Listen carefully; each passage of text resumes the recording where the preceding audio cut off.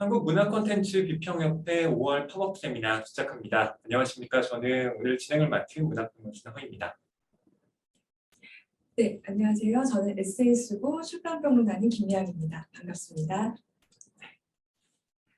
네, 5월 팝업 세미나는 좀 특별한 시간으로 준비를 해봤습니다. 오늘 이 자리가 파주 중앙도서관의 후원으로 좀 마련이 돼서요. 함께 준비를 해주셨는데 땡큐 이회수라는 제목으로 준비를 했습니다. 네. 아시다시피 올해 4월 25일에 이회수 작가님이 영년에 드셨죠.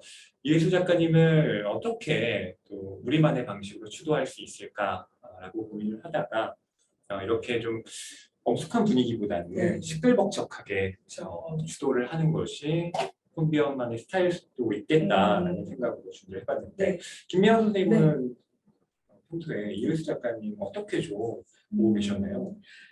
이제 저는 사실 이회수 작가님을 처음 접한 계기가 이렇게 하면 제 나이가 이제 밝혀질 수도 있는데 중학교 2학년 때인가 3학년 때 처음으로 그 작가님의 소설 중에 괴물이라는 소설이 있어요. 그 소설을 처음으로 읽게 됐고 그게 너무 재밌어서 제가 쉬는 시간마다 원래는 애들이랑 나가서 막 놀던 애였는데 그 책을 쉬는 시간마다 읽고 있는 거예요. 그러니까 애들이 나와서 놀지를 않으니까 도대체 너 무슨 책을 읽냐고 계속 그렇게 얘기를 해서 이 책 너무 재밌다. 한번 읽어봐라 하면서 추천을 했고 그때 제 감상은 기존에 되게 보지 못했던 약간 위협소설 같은 느낌도 있고 어떻게 보면 정말로 선구자셨던 게 지금의 장르 소설이라고 각광받고 있는 그런 소설 장르가 그때 이미 나왔었던 것 같아요. 굉장히 엽기적이기도 했고 작가님만의 뭔가 그런 톡톡 튀는 그런 상상력 그런 것들이 되게 돋보여서 어린 중학생의 마음을 또 너무나도 재미있게 읽었던 그래서 그 뒤로 계속 작가님의 전작들을 따라가게 됐던 소설이었고요.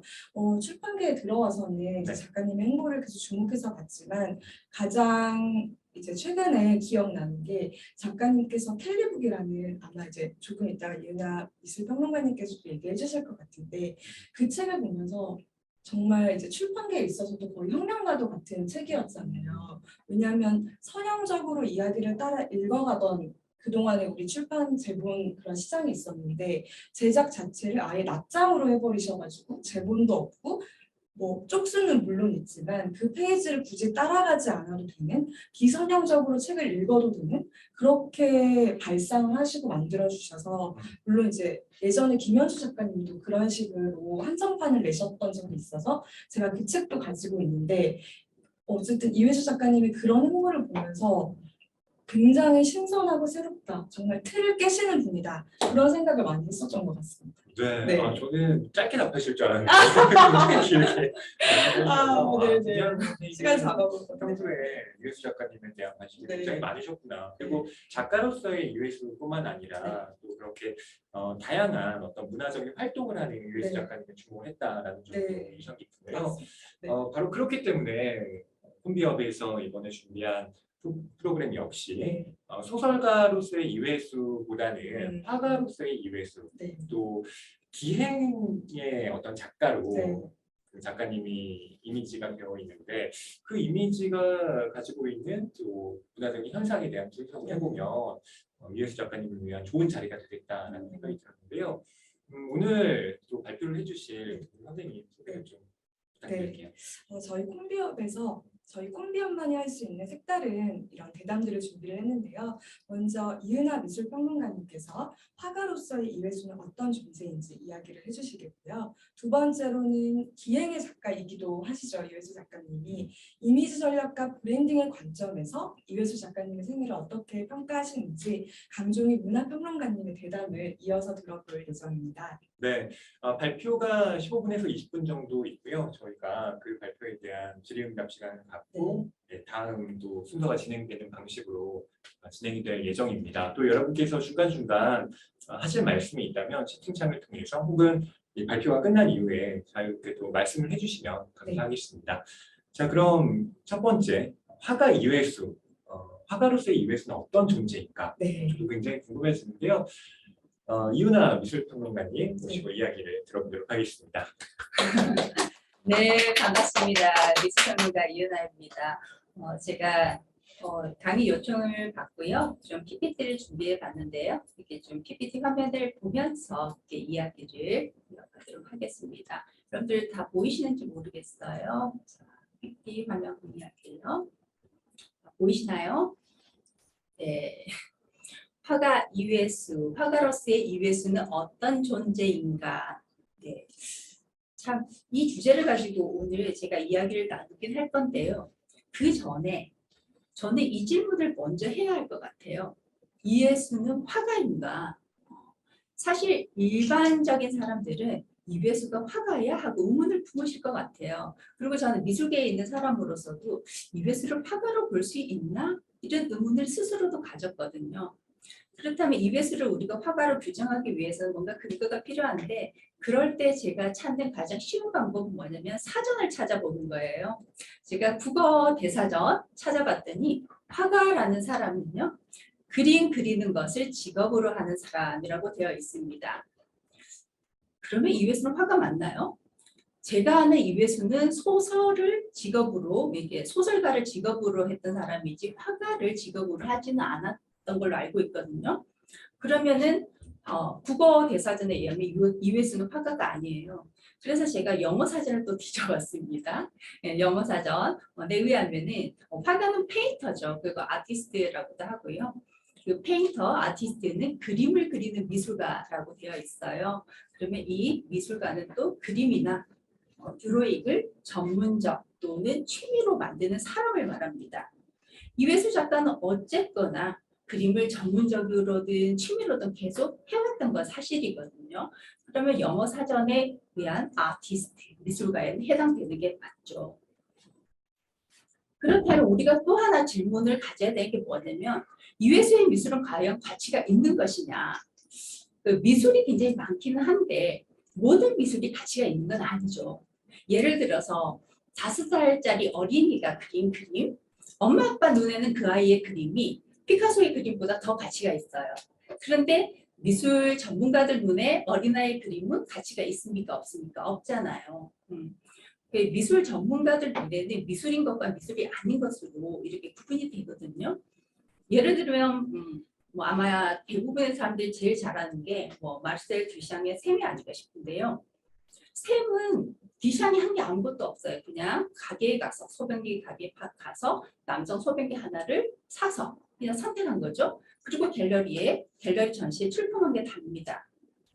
이거는 그냥 물건이죠. 기성 물건인데 이게 미술 작품이야. 심지어 20세기의 가장 위대한 작품으로 손꼽히거든요. 근데 이게 왜 미술이냐? 사실 미술이라는 거는요. 그 자체로는 아무런 소용이나 가치가 없습니다. 미술 작품이 가치를 얻기 위해서는 미술 제도 내로 순환하면서 의미와 가치를 갖게 되는데 그 제도는 화랑, 미술관에서의 전시죠. 그리고 미술사, 미술 출판, 그리고 뭐 미술 시장 이런 것들이 제도인데 제가 보니까 이 이회수 작가의 이력을 보니까 미술 제도 내에서 활동을 해 오셨어요. 그러면은 전문 화가로 우리가 얘기를 해도 된다라고 우리가 말을 할 수 있겠죠. 이분의 양력은 여러분들이 잘 아실 것 같긴 한데요.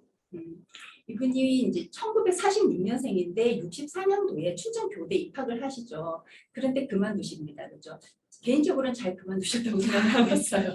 이분이 중고등학교 선생님 하셨으면 이게 어떻게 생각했을까? 중고등학교 선생님? 둘 중에 하나일 것 같다. 인기짱 아니면은 학교에서 잘리든지 하는 거예요. 네. 그리고 제가 이제 인터뷰를 보니까 이분이 대학교 1학년 때부터 그림을 그리셨대요. 심지어 글쓰기보다 그림을 더 열심히 하셨대요. 그리고 미술 공모전에 입상도 하시고 또 그때부터 뭐 나무 젓가락이나 성냥개비를 이용한 드로잉 이런 것들을 열심히 하셨다고 하시더라고요. 근데 왜 화가가 되지 않고 뭐 소설가가 됐냐라는 질문에 이분이 이제 인터뷰에서 뭐라고 하셨냐면은 미술 재료가 너무 비싸더라. 그렇잖아요. 물건 같은 거 굉장히 비싸잖아요. 그래서 소설은 별로 돈이 안 드는 거죠. 그냥 원고지만 있으면 되니까. 그래서 소설가가 되었고 이제 소설로 이제 명성을 얻게 되죠. 그럼에도 불구하고 이제 미술에 대한 어떤 욕망, 미술에 대한 어떤 목마름이 있었던 것 같아요. 그래서 90년부터 1990년부터 이분이 본격적으로 미술계에서 또 활동을 하십니다. 그래서 에로틱 아트전이라고 하는 것을 사인전을 나우 갤러리라는 곳에 여는데요.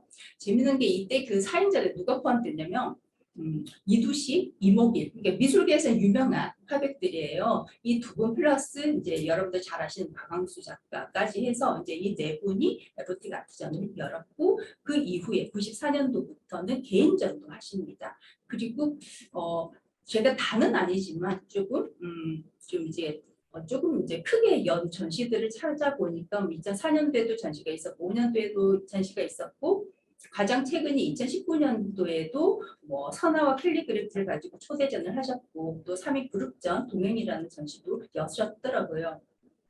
이분이 어쨌든 90년부터 지금까지 30년의 세월을 미술 작품 활동을 꾸준히 해오셨던 이제 작가이신 거죠.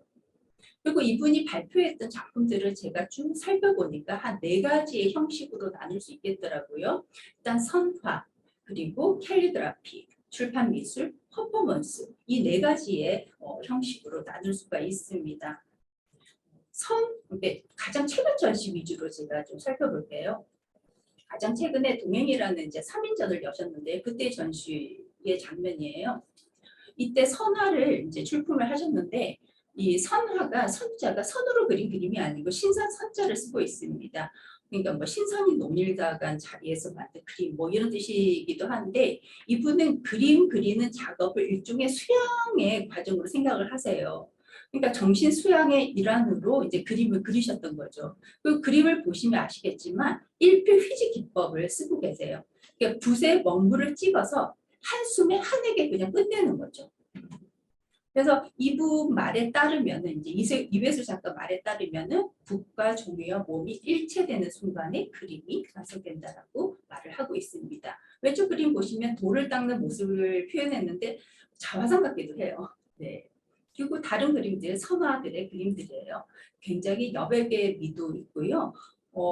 제가 볼 때 이거는 필력이 상당하신 분이 아닌가 싶어요. 이건 웬만한 한국화 작가들보다 굉장히 더 뛰어난 것 같아요. 어떤 면에서는. 이런 선화들 제가 개인적으로 굉장히 인상 깊게 본 작품이에요. 숲에는 바람이라는 그 작품인데요. 완전히 그 정말 기운 생동이라고 하는 말이 저절로 떠오르는 그런 작품입니다. 그 이분이 왜 먹을 사용하는가라는 질문에 한 인터뷰에서 이렇게 밝히셨어요. 애군을 물리치는 주술적 힘도 갖고 있는 먹은 인간의 정신을 제가 이게 잘 안 보이네요. 정신을 가장 잘 반영하는 물질입니다. 그래서 정신적 에너지, 영적 에너지를 쏟아부으려고 노력합니다. 완성될 때마다의 성취감은 어떠한 재료보다 큽니다. 먹과 붓과 내가 하나가 될 때 무념무상 혼연일체가 됩니다. 라고 얘기를 하고 있어요. 그러니까 그림 그리는 행위 자체가 하나의 거죠. 진짜 돛 닦는 행위처럼 여기신 게 맞는 것 같아요. 그리고 특이한 게 이 이회수 작가는 선화를 그릴 때 좀 특별한 붓을 쓰세요. 일반적으로 화방에 파는 그런 붓이 아니고 봉익필이라는 걸 쓰는데요. 이 봉자가 봉황할 때 봉자고 날개 이기고 이제 부필자인데요. 장딱, 그 토종 장딱의 꼬리털을 묶은 붓인데 이것도 무형문화재의 박경수 선생님, 붓의 장인이세요. 이분이 만든 붓을 쓰시거든요. 근데 이게 굉장히 거칠어서 사용하기 굉장히 힘듭니다. 여기에 대해서 또 이회수 작가가 이런 말을 합니다. 박경수 선생님이 메어주신 닥털로 만든 붓을 사용했을 적에는 성격이 못되어 먹어 어금니 4개가 빠졌습니다. 화가 올라와서요. 쉽게 말을 듣지도 않지만 8시간 동안 갈아낸 먹이 조류의 깃털에 붙어 화선지에 닿으면 일획에 동납니다. 실컷 먹을 갈았는데 일획에 동나니까 또 짜증이 나고 하시겠죠. 그러니까 그림 그리는 행위가 진짜 마음을 다스리는 행위였지 않나 싶어요. 제가 또 개인적으로 주목하는 그 작품의 형식이 퍼포먼스인데요. 2006년도에 가수 김 씨가 하는 이제 홍대 콘서트장에 가서 또 퍼포먼스 라이브 드로잉 퍼포먼스를 선보이시는데 이거는 여러분들이 유튜브 이렇게 검색하시면 영상을 보실 수 있거든요. 정말 이분은 지금 어떤 느낌이냐면 무슨 무당 같은 느낌이 들었어요. 온갖 에너지를 다 끌어모아서 온 몸에 다 끌어모아서 그냥 붓으로 이렇게 그리고 선으로 이제 표현을 해내시는데 보고 있으면 정말 이분은 정말 대단한 기운을 가진 에너지를 가진 분이다 이런 생각이 들었습니다. 또 이 작품에 대해서 이게 이분이 또 뭐라고 하셨냐면 번개를 잡아채는 순간에 한 그림이 나와야 합니다. 시간도 멈춰버린 그런 시간에 그려지지 않으면 안 됩니다. 그래서 봉익필이 대단한 겁니다. 새벽에 회를 치는 닭. 그 순간 닭은 닭이 아닙니다. 그야말로 봉이거든요. 그림도 마찬가지입니다. 견주고 따져서 그린 것이 어디 그림이 되겠습니까? 굉장히 진짜 무슨 스님이 선문답 하듯이 그런 말씀들을 하셨죠. 그리고 또 가장 최근에 나온 또 책인데요. 우리 김미영 선생님이 아까 말씀하셨던 캘리그래피 책이죠.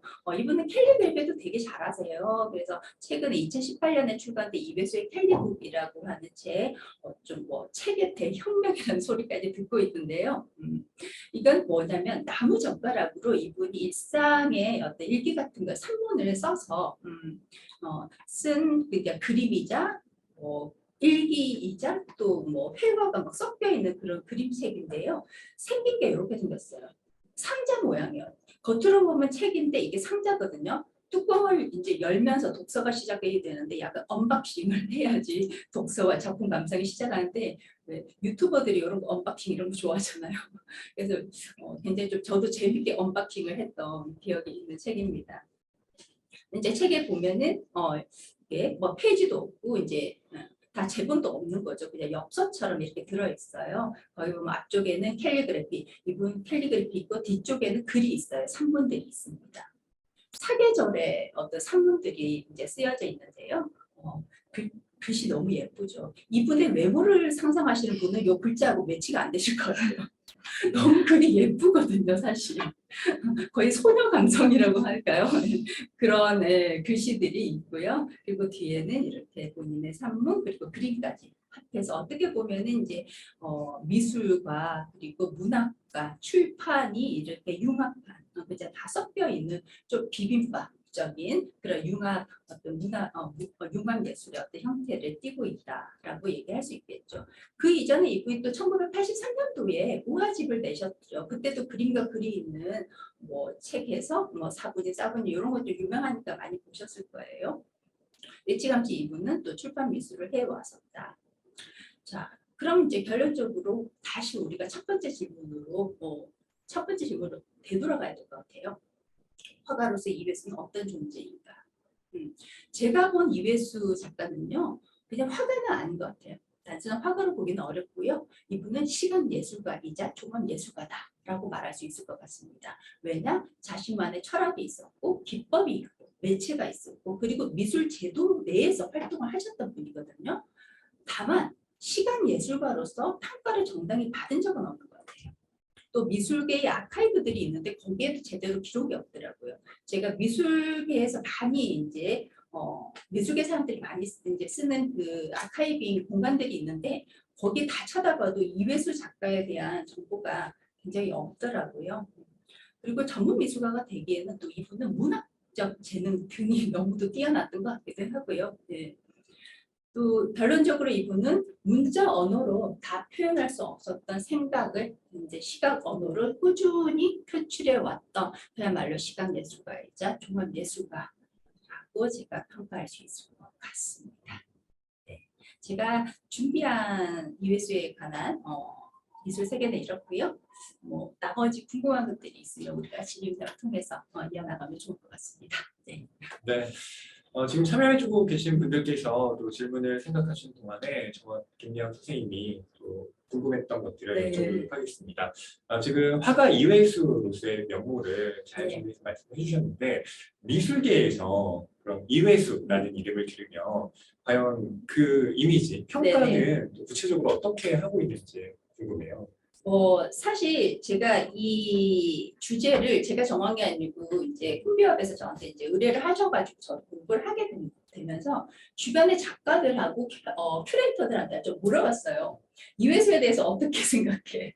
이회수를 화가로 생각하냐? 이렇게 많이 물어봤거든요. 제가 이게 딱 반으로 나뉘어요. 이회수가 무슨 화가야? 무슨 예술가야? 이러는 시각이 있고요. 이회수는 소설가지. 근데 그림도 잘 그렸던 소설가. 이렇게 생각하시는 분들 있고 또 다른 경우는 화가 맞지. 예술가 맞지. 왜냐면은 개인전도 꾸준히 해왔고 전시를 이렇게 해서 해왔는데 당연히 화가지. 이러면서 제가 한 큐레이터, 미술관 공공미술관 큐레이터하고 이제 카톡을 제가 안 그래도 주고받은 걸 하나 읽어드릴게요. 제가 물었어요. 이회수를 화가로 보냐고 제가 질문을 했더니 맞대요. 개인전도 여러 번 했던. 그러면서 솔비도 하는데 이렇게 나오더라고요. 솔비도 하는데 그래서 맨 솔비해서 제가 물어봤어요. 그럼 솔비와 이회수 중에 누가 더 예술가의 어떤 시간 예술가로서 더 이제 가깝게 활동을 했느냐 하니까 당연히 이회수라고 얘기하는 거예요. 이게 국립미술관의 큐레이터의 말이에요. 그러면서 뭐라고 이 친구가 얘기를 하느냐면 이회수는 이미 소설가이고 예술가이고 문학적 철학도 다 가지고 있었고 그것을 글로 풀어낼 때도 있고 시각 언어로 풀어낼 때도 있는 거고 몸으로 풀어내기도 했던 거라는 거죠. 그게 굉장히 중요한 지점인 것 같아요. 이회수는 어쨌든 자기의 그 철학이 단단했던 사람이고 그것을 그냥 다양한 형식으로 표현했을 뿐이고 소설로 성공했을 뿐인 거죠. 그런 것 같아요. 그래서 정말 이분은 다재다능했는데 특히 소설 쪽에서 더 운도 좋았고 그죠? 예, 또 더 이제 인정도 받았고 했는데 상대적으로 미술로 덜 평가를 받았을 뿐이지. 어쨌든 그런 면에서 이회수는 제가 아까 말씀드렸듯이 진짜 종합예술가라고 표현하는 게 맞는 것 같습니다. 네. 그럼 앞으로 선생님께서는 화가 이회수의 면모가 네. 더 미술계에서 부각될 거라고 생각하십니까? 부각이 그냥 되지는 않아요. 예술가가 사실 성공하기 위해 그리고 유명한 어떤 명성을 얻기 위해서는 화가가 혼자 노력한다고 되는 것도 아니고 그리고 이회수 작가님이 이미 작고 하셨기 때문에 이제 노력을 더 이상 할 수도 없어요.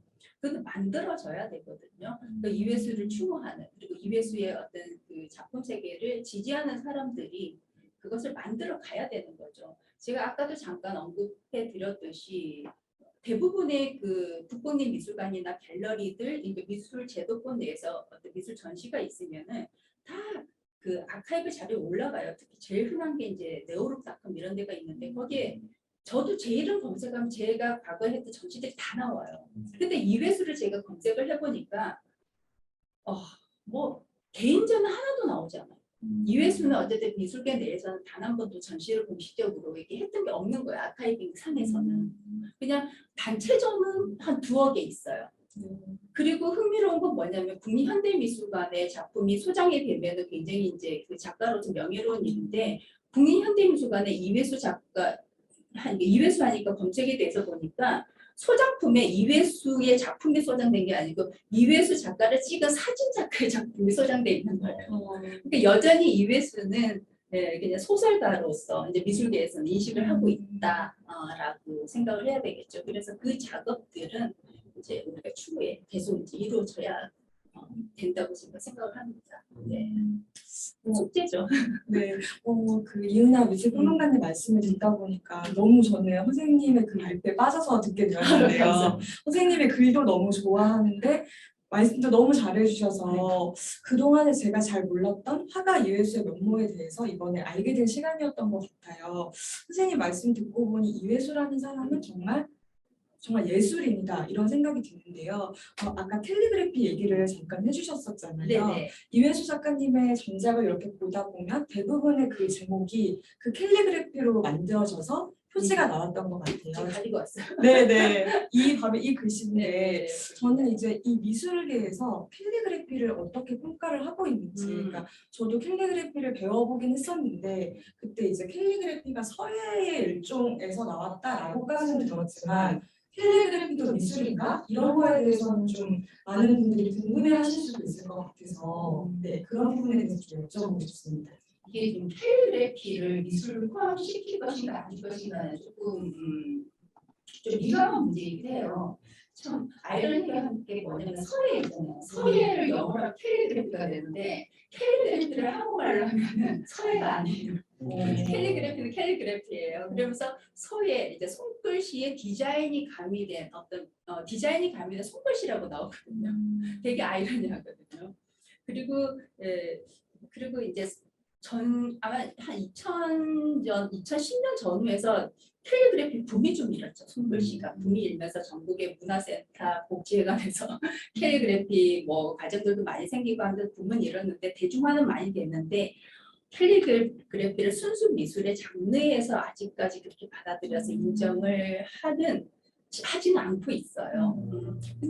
근데 예술이라는 건 그렇게 생각해. 어떤 영역이든지 어떤 경지에 오르잖아요. 달이 되면은 미술계에서 저절로 받아들이겠죠. 네, 저와 또 김미양 선생님이 질문을 드렸는데 혹시 참여하고 계신 선생님들 중에 궁금하신 점이 있으면 말씀을 해주시면 좋을 것 같은데요. 네, 마이크를 켜시고 질문을 접속해 주신 분들은 네. 이야기를 해주셔도 될 것 같습니다. 네, 잠시 네. 시간 좀 드릴까요?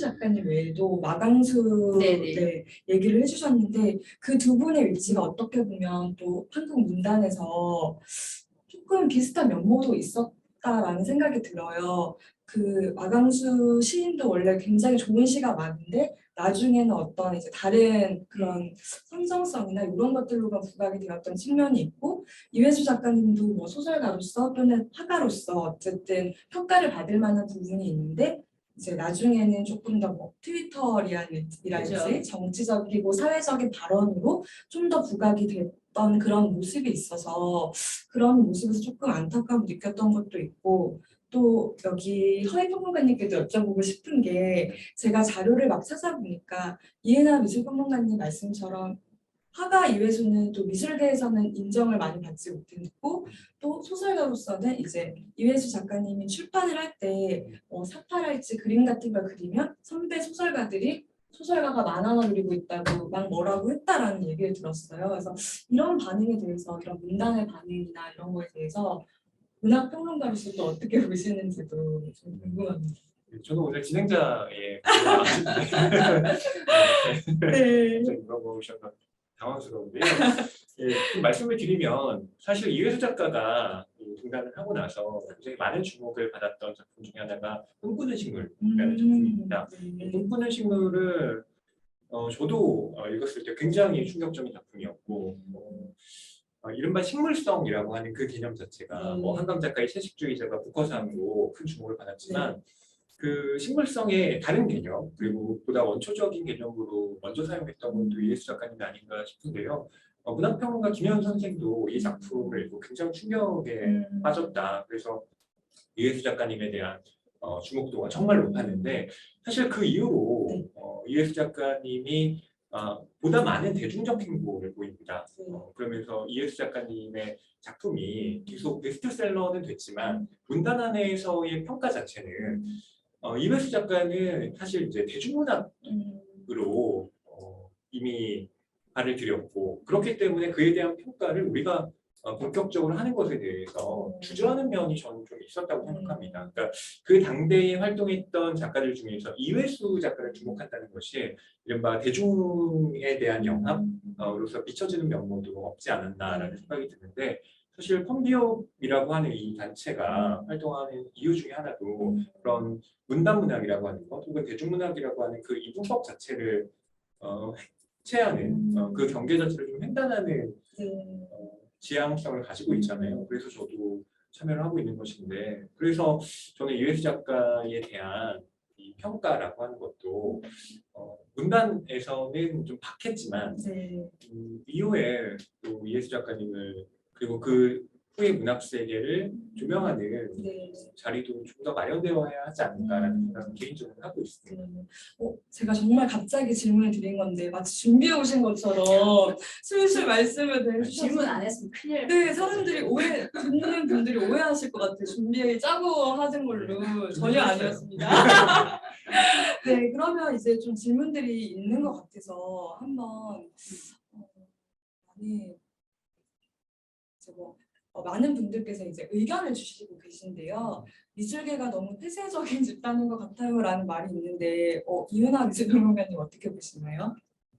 폐쇄적으로 보일 수 있어요. 그리고 특히 우리나라 같은 경우 항상 논쟁이 되는 게 조영남 사건도 그렇고 솔비 사건도 그렇고 솔비도 항상 이슈가 됐었잖아요.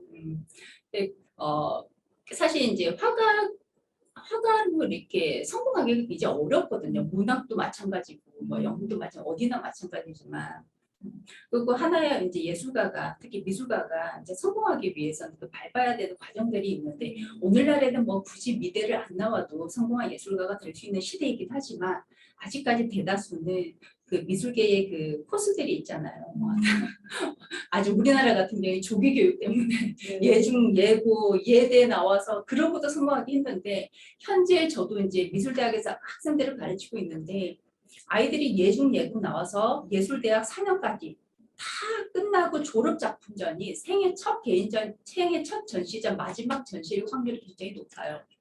그런 그만큼 예술가가 되고 살아가기가 어려운 거죠. 그런데 뭐 솔비든 유해수 선생님들 보면은 어떤 자기의 명성이 이미 있는 사람이잖아요. 특히 솔비 같은 경우 가수로서의 그 명성을 이용해서 너무 쉽게 예술가로 성공하는 데 대한 어떤 상대적 박탈감이 큰 거예요. 그러니까 좀 받아들이기가 쉽지 않은 거죠. 그리고 이회수 선생님은 그럼에도 불구하고 제가 예술가로 그래도 인정을 해야 되는 게 단 한 번, 두 번 전시를 하고 끝 했으면 예술가로 받아들이기 힘들어요. 미술가로. 근데 이분은 어쨌든 1990년부터 지금까지 30년 동안 꾸준히 해왔으니까 그러면 미술계도 받아들인 거죠. 조영남도 화가 맞아요. 그분도 꾸준히 70년대부터 지금까지 계속 화가 생활을 해오셨으니까 솔비도 처음 등장했을 때는 TV를 통해서 쇼를 통해서 이렇게 등장을 했잖아요. 그때는 좀 많이 비판적이었는데 어쨌든 지금 뭐 몇 년 안 됐지만 계속 하고 있으니까 조금은 이제 시각이 이제 좀 바뀌어가고 있는 분위기가 있거든요. 그런 것처럼 폐쇄적이다 한 게 그냥 폐쇄적이다 한 게 아니고 그만큼 성공하기 어려운데 그 명성 가지고 외부에서 들어오는 데 대한 어떤 불안감도 있고 자괴감 이런 게 커서라고 생각하시면 될 것 같아요. 네. 그리고 이런 얘기도 있는데요. 만약에 미대 출신이었다면 분명히 화가로 인정받고 아카이빅 됐을 듯요. 이렇게 말씀해 주시는데 어떻게 보시나요? 만약에 미대를 나왔다면 또 달라졌을까요? 그 평가가? 그럴 수도 있죠. 그리고 근데 제가 볼 때 왜 이분은 저렇게 아카이빙을 안 하셨을까 신경 안 쓰셨을까 싶기도 한데 그냥 이 작가님 자체가 별로 신경을 안 쓴 게 더 클 것도 같아요. 네. 보통 미술계에서는 자기가 성공하기 위해서 아카이빙의 중요성을 알기 때문에 철저하게 뭐 평론도 받고 뭐 이렇게 이런 사이트에 등록이 돼야 된다는 것도 알고 있어요. 미술 작가들은 대부분. 근데 뭐 이회수 작가님은 굳이 뭐 이랬을 것 같아요. 굳이 내가 이회수는 이회수인데 제가 생각할 때 이회수는 화가도 아니고 소설가도 아니고 그냥 이회수는 이회수인 것 같아요. 이분은 그냥 단순히 어떤 직업 하나로 얘기하기가 어려운 것 같아요. 그냥 이회수는 이회수. 이분은 제가 미술가가 되기에는 다른 재능, 소설적 재능 등이라고 아까 제가 얘기를 했는데 소설적 재능 등이 너무 뛰어났다고 했는데 문학적 재능이죠. 그것 말고도 아시잖아요. 뭐 농객으로서도 그리고 대중과 소통하는 법에 있어서도 그리고 이분은 거의 연예인급이었죠. 늘 TV에 나오는 아마 이회수 작가의 소설을 한 번도 안 읽은 사람도 이회수는 다 알 거예요. 그만큼 유명 인사였고 그렇죠. 네.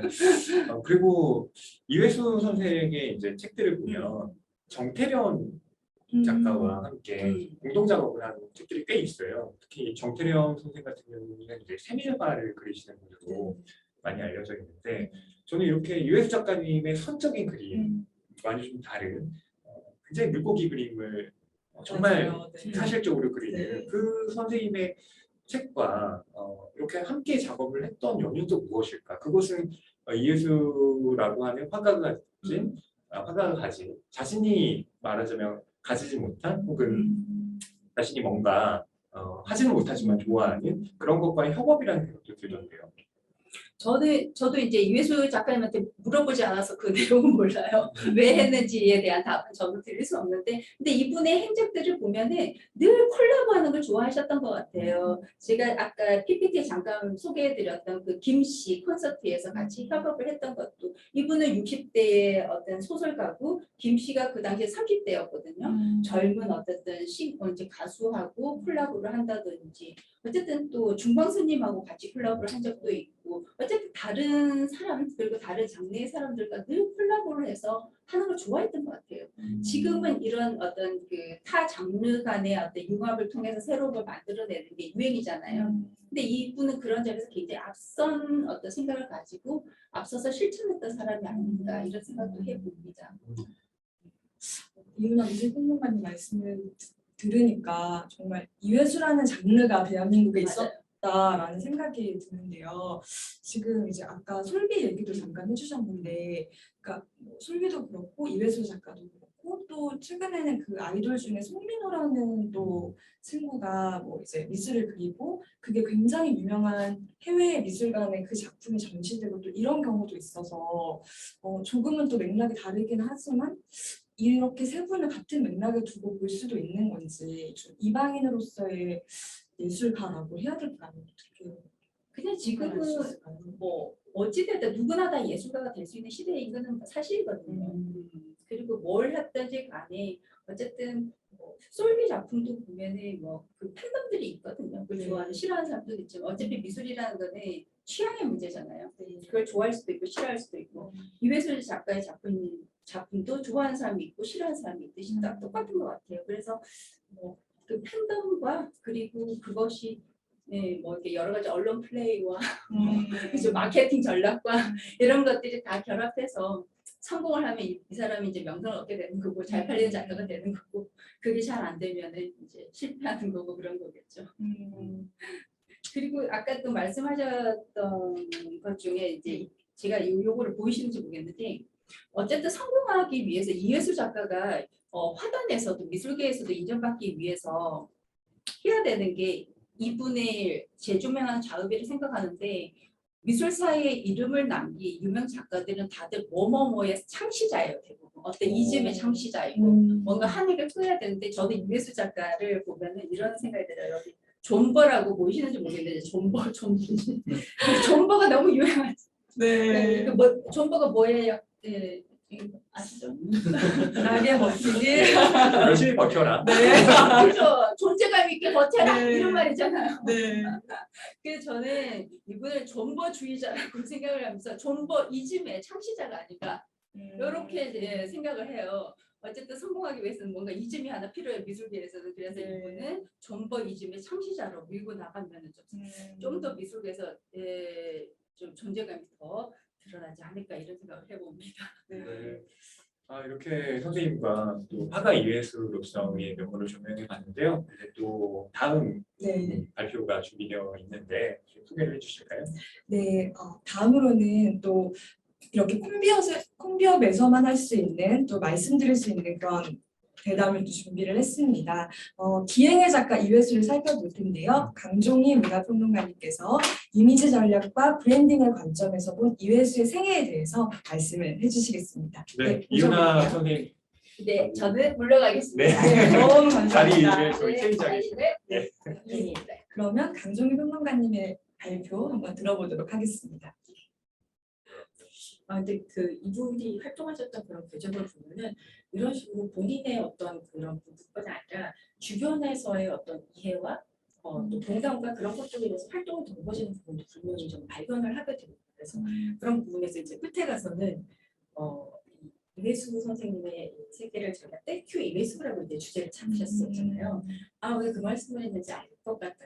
이 이회수라는 사람의 존재에 대해서 감사하는 굉장히 다양한 이해 관계자들이나 청중이나 가족이나 이런 사람들이 이 사람이 자기 원하는 대로 마음에 있는 대로 색을 확장할 수 있도록 도와준 부분도 적지 않구나라는 생각을 하면서 진짜 조금 마음이 따뜻해지는 그런 경험을 조금 했던 것 같아요. 지금 PPT를 오영진 선생님께서 컨트롤하고 계시니까요. 네네. 어떤 장면을 보여달라고 하실지 말씀으로 하시면 이제 교체가 될 겁니다.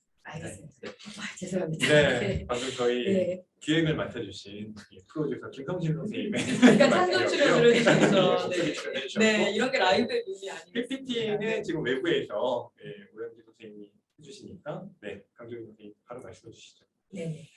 그럼 이왕 틀어질 김에 사진에 대해서 한 번씩 다 설명을 하죠. 네, 예. 네. 좋습니다. 보시면은 실제로 세척살 뒤에 계신 선생님 모습을 좀 볼 수가 있으시죠. 진짜 감옥처럼 아예 집에다가 이렇게 나를 가두지 않고서는 도저히 나의 방만한 생활을 컨트롤할 수 없다. 이래가지고 이제 그 사모님한테 집에다 청사를 좀 만들어 달라라고 했는데 바로 사모님이 나가셔가지고 감옥에 실제 이런 거를 설치한 업자를 바로 구해와서 그 방에다가 이걸 다 설치를 해주셨대요. 네. 그래서 5년간 글을 쓸 때는 저 방에 들어가서 정말 밥만 들여서 받으면서 먹었고 썼고 그래서 나온 게 이제 박업본 그렇죠. 저희가 아까 얘기를 그쵸, 나눴던 네. 그리고 가장 아마 최고의 베스트셀러였다고 알고 맞아요. 있습니다. 그래서 그런 책들을 여기서 이제 또 생산해 주신 우리가 알고 있는 기행의 천재 인지에 딱 맞는 그런 생각을 실제로 하셨었고요. 그런데 또 여기 밑에 보시면은 아까 또 이제 같이 또 봤었죠. 미술가로서의 선생님의 면모를 그 퍼포먼스를 보여주는 그런 장면도 보시고 옆에 보시면 해적 모자를 쓰고 계신데 실제로 크크섬의 비밀이라는 시트콤에 출연하셨었어요. 그래가지고 거기서 선장 역할을 하셨었고 그리고 그 다음에는 이제 라디오 DJ로 예. 상당히 활동을 하셨습니다. 그리고 또 화천군의 홍보 대사로도 활동을 하셔가지고 사천어 축제를 전 국민의 축제로 만드신 그런 또 이력을 갖고 계시기도 하죠. 그리고 이제 말년에는 그 몸이 많이 안 좋으셨었는데도 불구하고 또 통역들이라든가 여러 분들한테 아까 말씀하신 존버이즘을 만드셔서 일상 이렇게 힘들고 어렵고 이런 부분들이 있긴 하지만 나쁜 사람들은 나쁜 사람들대로 욕하면서 열심히 욕하면서 열심히 또 혼내시면서 또 아주 열심히 잘 버텨보자, 잘 살아보자 그런 내용들을 이제 위로의 공감과 메시지를 잘 전달해 주시는 그런 의미에서 또 구루로도 활동을 하셨었죠. 그래서 이제 다음 장을 보시면 그래서 저는 이분을 존재의 구원을 탐구한 기행의 작가에서부터 예능계의 핫 인싸 200만 팔로워를 가진 소통의 아이콘 존버원 시대 국민 멘토이면서 결국은 닥터 스트레인지도 울고 갈 만한 그런 멀티버스의 개척자가 아닐까. 이분의 세계가 굉장히 다채롭다는 말씀을 드리고 싶었고요. 그 다음을 보시면 그 아까 말씀드렸던 것 같은 작가로서의 존재가 이분이 이제 놀랍게도 살아 생전에 문학관을 갖게 되신 맞아요. 최초의 작가시잖아요. 아마 세 분의 기행의 천재라고 알려진 세 분과 같이 문학관을 세우셨던 걸로 알고 있는데 천상병 시인, 중강 스님, 그리고 이제 이회수 선생님 이렇게 세 분에게 이제 바쳐진 그런 문학관이고 지금도 이제 문평구에 가까이 문학 시설로서 굉장히 많은 분들이 방문을 하고 있다고 하는데 거기에 가면은 이제 선생님의 슬로건이 써 있는 게 바로 쓰는 이의 고통이 있는 자 행복이 될 때까지라고 되어 있습니다. 그래서 이분이 굉장히 고통과 이런 어떤 기행과 이런 속에서 아주 문학적인 작품을 많이 만들어내셨고 또 그 와중에 굉장히 동시에 독자를 사로잡은 감성과 언어의 천재이기도 하셔서 에세이와 아까 보신 킬링이라든지 이런 걸로 많이 어필을 하셨고 사실은 저는 그런 책으로 더 선생님을 익숙하게 알고 있었단 말이죠. 그리고 그런 책들도 요즘 시대에 거의 찾아보기 힘든 거의 대부분 1년셀러가 엄청난 셀러셨던 거예요. 이런 면에서 이제 브랜딩 관점에 굉장히 관심을 갖는 분이기도 한데 다음 장을 보시면 이분이 또 이런 면만 있던 게 아니어가지고 아까 말씀드렸던 것처럼 어떻게 보면 문단에서 분명히 이제 문학상을 통해 등단을 하셨던 그런 분이거든요. 그러니까 소수문학으로 잘 가서 출발해서 그대로 가실 수 있었을 그런 분이셨을 것도 같은데 막상 굉장히 다양한 것들을 시도하면서 본인의 권위를 스스로 그냥 아무렇지도 않은 깨트리듯 넘나들듯 하시면서 더 많은 대중을 사로잡는 그런 예술가가 되신 분이라는 거죠. 그래서 소설도 한 가지의 어떤 형식을 추구하신 게 아니라 사부님, 사부님처럼 만화소설이라든지 킬리북이라든지 다른 분들이 생각하지 못하시는 그런 다양한 것들을 시도하시고 또 2000년대 중반 이후부터는 정말로 그냥 일회성으로 조금 방송에 나오셔서 말씀하시는 그런 정도가 아니라 광고에도 출연을 하시고 시트콤에도 나오시고 집사부 이책 여러 가지 예능을 넘나들면서 엔터테이너로도 활동을 하셨는지 재밌는데 그게 다 반응이 되게 좋았어요. 굉장히 반응이 좋으셔가지고 지금도 그 구체도사 강호동이 나왔던 그 무릎팍도사, 네. 무릎팍도사라는 그 프로그램이 아직도 조회수가 굉장히 많이 납니다. 재밌는 그 영상이고 저 이번 때문에 다시 들여다봤는데 그 내용을 전체를 보고 있으면 이분이 엔터테이너로서의 감각도 정말 너무나 뛰어나다. 원래 워낙 초초상의 그런 표현력을 갖고 계신데다가 대중의 어떤 코드를 이해하는 공감력도 너무 뛰어나시기 때문에 그런 부분들을 너무 잘 활용하시는 그야말로 거의 전방위를 넘나드는 셀럽이셨던 거죠. 이제 다음 보시면 이분이 굉장히 처음에 이분을 생각할 때 왜 그런 이미지 있잖아요. 철장기에 자신을 가두고 막 각혈을 하면서 폐렴에 걸려가지고 막 저가 활동을 하고 있을 것 같은 사람들이 분명히 그렇게 생각했다고 하는데 막상 이분은 200만의 팔로워를 가진 소위 특통령이라고 불렸던 소통의 아이콘이라는 거죠. 그래서 막상 본인이 그렇게 피폐한 상태로 집필을 하다 보면 몸이 안 좋아져서 사실은 엎드려서 쓰는 그 버릇을 고치기 위해서 아들이 컴퓨터를 사다 줬대요. 네. 그러면서 이제 SNS 활동을 하게 되고 이런 것들을 하게 됐는데 이분이 이런 어떤 동물적인 감각으로 대중의 코드를 잘 읽으신 그런 부분이 있었던 것 같고 또 하시는 커뮤니케이션 어떤 내용을 보면 굉장히 모든 내용에 어떤 위에서 바라보면서 어떤 충고를 하는 그런 형태가 아니라 나도 저렇게 어려운 자리에 있었었는데 너희들의 얘기를 같이 공감하고 그 자리에서 똑같은 눈높이에서 얘기해주는 그런 공감대를 정말 잘 형성하는 능력이 있으셨던 것 같아요. 그런 부분이 있었을 뿐만 아니라 또 필요하다고 하면 폴리테이너 소리를 들어가면서까지 지역이나 사회에 목소리를 좀 내는 나중에 그것 때문에 또 좀 욕도 막 먹고 하셨죠. 하지만 본인은 그 존부 정신을 설명하시면서도 말씀을 하셨는데 나쁜 놈을 봤을 때 가만히 있는 게 존버가 아니고 나쁜 놈은 나쁜 놈이라고 얘기하고 욕을 하고 혼을 내주고 우리는 우리들이 열심히 잘 살아서 그 사람들을 넘어서는 그런 상태를 존버 정신이라고 얘기를 하고 계시면서 굉장히 다양한 목소리를 내시고 또 이제 예술가의 어떤 처우라든가 이런 부분에 대해서도 이분 이제 방공들이 활동을 하시면서 또 돈도 보신 거잖아요. 거기에 대해서 이제 막 얘기를 막 사람들이 하면 무슨 소리냐. 나는 가족과 생활의 보탬이 되는 이런 기회를 너무나 감사하게 생각하고 내가 이렇게 돈을 받고 활동을 하고 이런 걸 세팅을 해놨을 때 다른 예술가들도 그런 대학을 밝게 나는 길을 가는 것이다. 라고 굉장히 당당하게 여러 프로그램에 나와서 말씀을 하시고 또 지역사회에 있어서 어떤 필요한 부분들이 있으면 본인이 나서서 홍보대사가 되시기도 하면서 정말 지역 경제에까지 영향을 미치는 그런 대단한 행보를 보이셨던 분이에요. 그래서 이런 부분들이 다 합쳐져서 이분은 정말 닥터 스트레인지가 우주가 멀티버스의 어떤 개척자가 아닌가라고 저는 또 생각을 하게 됐었고 그리고 이제 마지막에는 우리 이제 다음 장을 보시면 몸이 많이 아프셨잖아요. 했을 때도 다양한 또 연예인이라고 연예인 또 사회 어떤 저명인사들 이런 분들과 또 말씀을 통해서 굉장히 희망과 사랑을 전동하는 그런 역할들을 굉장히 많이 하셨어요. 근데 끝에 가셔는 분명 본인의 몸과 이런 것들이 너무나 힘듦에도 불구하고 또 몸이 괜찮아졌을 때는 나가셔서 이런 말씀들을 해주시고 하면서 굉장히 많은 분들에게 분명히 논란의 여지가 있었음에도 불구하고 많은 메시지를 전달해주는 그런 역할들을 하셨었죠. 근데 이제 결국 그 브랜딩 관점에서 이분을 보면 다음 장을 보시면은 다음 장을 잠깐 볼까요? 네.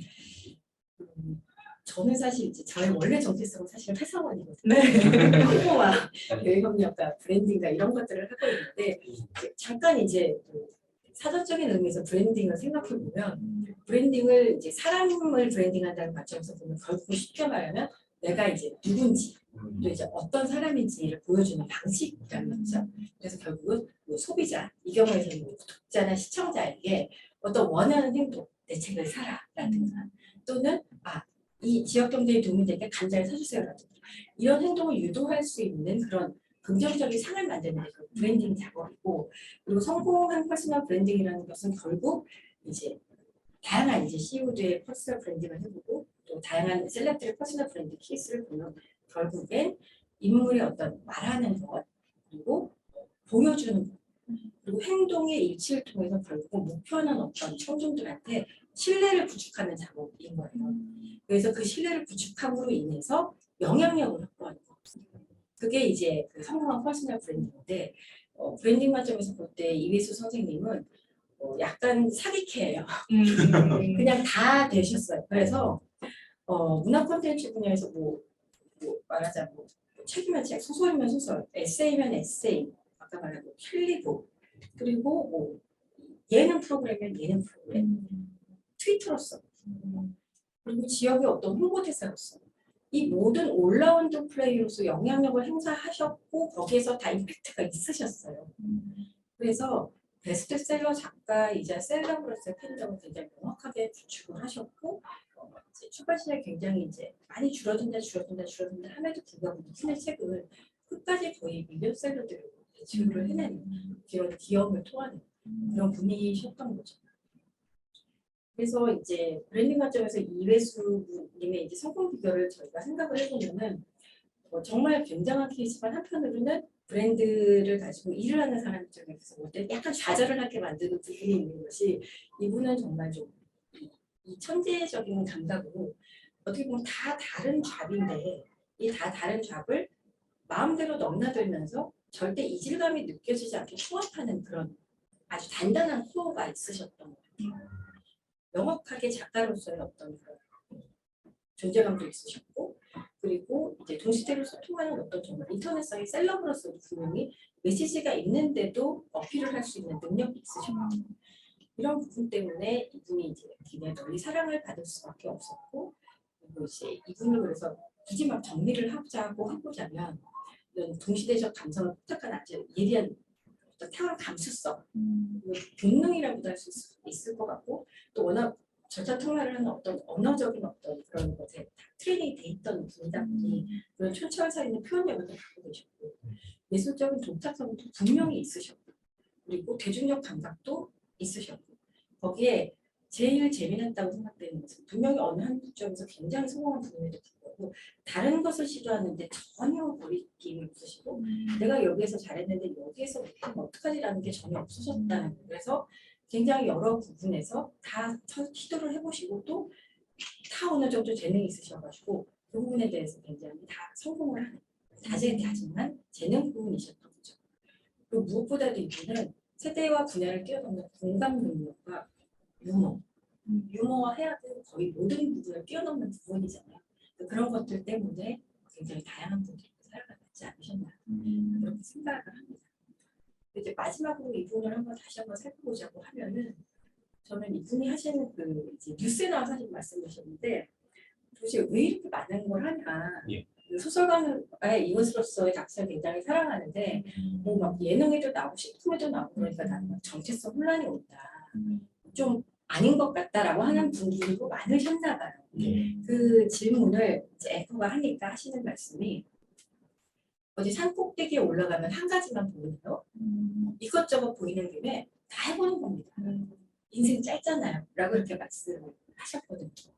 근데 여기에서 이제 이분의 어떤 그 인생에 대한 어떤 자세라든지 뭔가 새로운 시도에 대한 어떤 그 분야 어떤 호기심어린 자세 이런 것들을 굉장히 볼 수가 있어서 굉장히 재미났고 어찌 보면은 지금 뭐 이분을 이 수식하는 표현이나 실제로 이분이 하셨던 일들이 너무나도 많지만 결국은 소통하고자 하는 욕구에 굉장히 충실했던 예술가이자 동시대인들에게 뭔가 도움이 되고 싶고 애정을 전달하고 싶은 굉장히 오지랖퍼, 굉장히 애정이 넘치는 오지랖퍼가 아니었나 이렇게 생각을 해서 이분이 지금 이 시대에 그렇도록 사랑을 받았고 어떤 다른 어떤 문학적인 성취나 이런 다양한 성취를 지닌 분들과는 조금 다른 차원의 그 애정과 인기를 누리셨던 그런 분이 아닌가 싶습니다. 그래서 아까도 사실 그 말씀하셨을 때 너무 공감을 했는데 이회수를 한 가지로 정의할 수가 없잖아요. 하나의 예술 카테고리에 넣을 수가 없잖아요. 그래서 이회수는 이회수다라고 말씀을 하셨고 그리고 이회수라는 그 고유한 브랜드를 만드는데 정말 성공을 하셨고 심지어 이제 저는 홍보를 하는 사람인데 PR 협회라는 데가 있거든요. 근데 PR 협회에서 몇 년도에 자기 PR을 정말 잘하는 사람들 리스트를 다 뽑았을 때 이분이 당당히 거의 맨 위에 올라가셨어요. 근데 그 부분에 대해서 모든 사람이 모든 이제 홍보를 하신 분이 공감을 했을 거예요. 돈을 막 때려붓고 전략을 세우고 모든 채널을 다 한다고 해서 저런 성공을 거둘 수 있는 것은 아니거든요.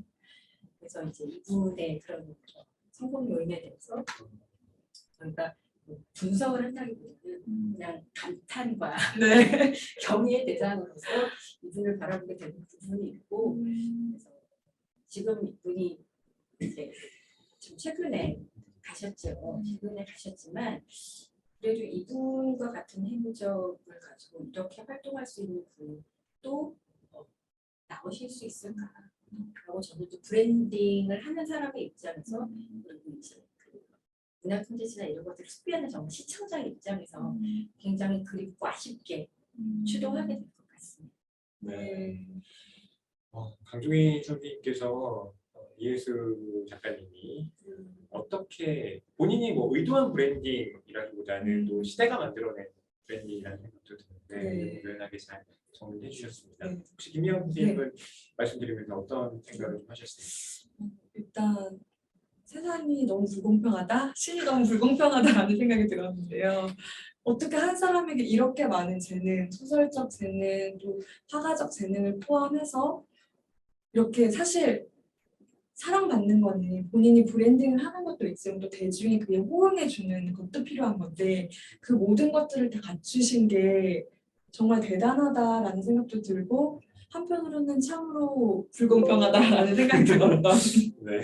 네, 너무 다능인이시잖아요, 결국에는. 아까 국회를 창출했다고 하셨는데 사기캐라는 말씀도 해주셨고 그래서 또 제가 이제 이혜수 작가님 하면 떠오르는 게 말년으로 갈수록 되게 패셔니스타로 또 활동을 하셨잖아요. 닥터 마틴 핫핑크색 닥터 마틴을 신으시고 늘 옷은 하얗게 입으시면서 노숙자로 살던 시절에 그 옷에 대한 냄새와 그 더러운 옷에 대한 그게 너무 싫어서 늘 하얀색 옷만 입고 다니시는 그게 고유한 자신만의 시그니처 컬러까지 가지신 그런 패셔니스트로도 또 기억을 하고 있어서 그런 면에서도 또 재미있게 들었던 시간이었습니다. 평론가님.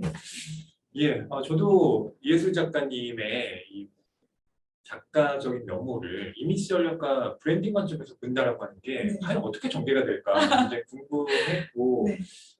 여기 와서 이제 들어보니까 과연 그렇구나라는 생각이 들었는데 제가 아까 이혜수 작가님은 본인이 브랜딩을 뭐 하는 것도 어느 정도 면모가 있지만 동시에 그 시대가 이혜수 작가님을 호명했다는 생각도 드는데요. 가령 2010년대부터 2010년대에 우리 사회에 불었던 열풍을 좀 뽑아본다면 저는 멘토, 힐링 이 두 가지의 키워드가 아닌가라는 생각이 들어요.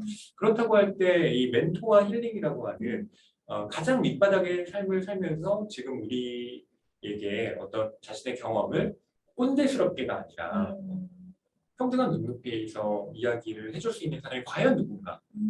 많은 청춘들이 거기에 대해서 질문을 가졌고 그때 눈에 띄었던 그리고 가장 앞서서 나오셨던 분이 이혜수 작가님이 아니었던가라는 생각이 들어요. 그러니까 그 시대라고 하는 것이 만들어낸 정신 그게 이혜수 작가님과 분명한 점이 있지 않았나라는 생각도 드는데 강종희 선생님께 혹시 지원해 주실 말씀이 있으신가요?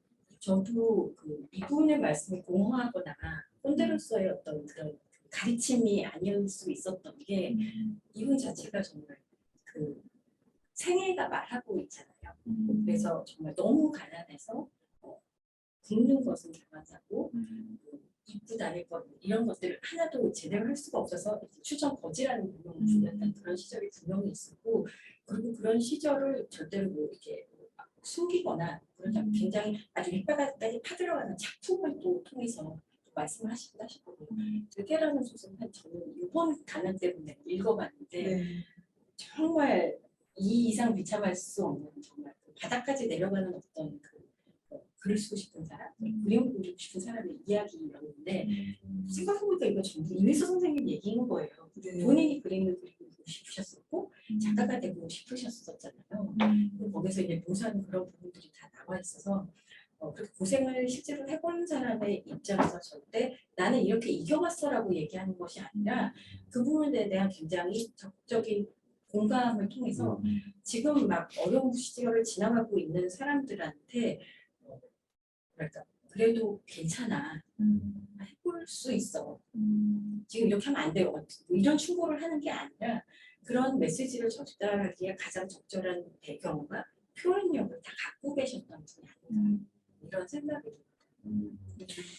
그 이해수 작가님에 대한 여러 가지 평가가 있지만 네. 저는 이해수 작가님이 어떻게 보면 가장 탈근대적인 작가다라는 생각도 들어요. 왜 그런가 하면 이 근대라고 하는 것의 가장 중요한 핵심 중에 하나는 전문성이라는 거잖아요. 그러니까 딱 일정한 구획을 그어놓고 대학에서는 학과라고 하는 것을 다 설정해놓고 우리는 이 분야의 전문가를 만들어낸다라고 하는 것이 근대적 시스템인데 이해수 작가님은 그런 근대적 시스템 안에 넣으면 다 해당이 안 돼요. 물론 작가로서 부각된 면모가 제일 크긴 하지만 이분이 작가라고 하는 그 틀 안에만 국한되는 것이 아니라 이러저러한 경계를 계속 횡단했던 분으로서 이분은 어떻게 보면 근대와 어울리지 않는 이런 포스트 모던한 작가로서의 입지가 있었기 때문에 2000년대에 그 많은 작가들이 퇴장했음에도 불구하고 오랜 기간 우리에게 사랑받았던 것이 아닌가라는 생각도 들었는데 네. 소문을 해주셔야죠.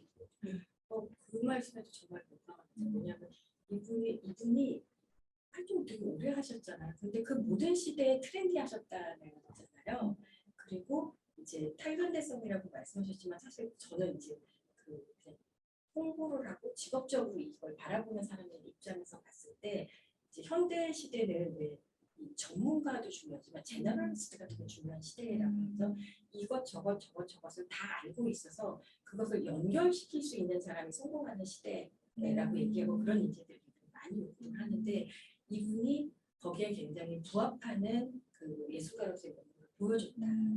그렇다고 자기가 갖고 있는 게 얕은 것도 아니었던 거고 분명한 일가를 이뤘음에도 불구하고 또 다른 것을 시도해보고 다른 것을 시도해보고 그래서 결국에는 이분이 이제 하신 말씀 중에 왜 산에 올라가니까 다 보이니까 한 번 다 해본다라고 말씀하신 게 저는 그거를 어떻게 보면 좀 아우르는 말씀이셨다는 생각이 들어요.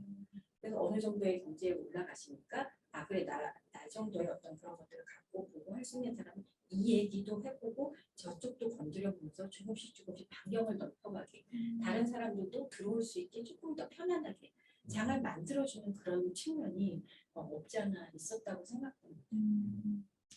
지금 들으시는 분들 중에서 이루미님께서 참권이란 무엇인가요? 라는 질문을 하셨어요.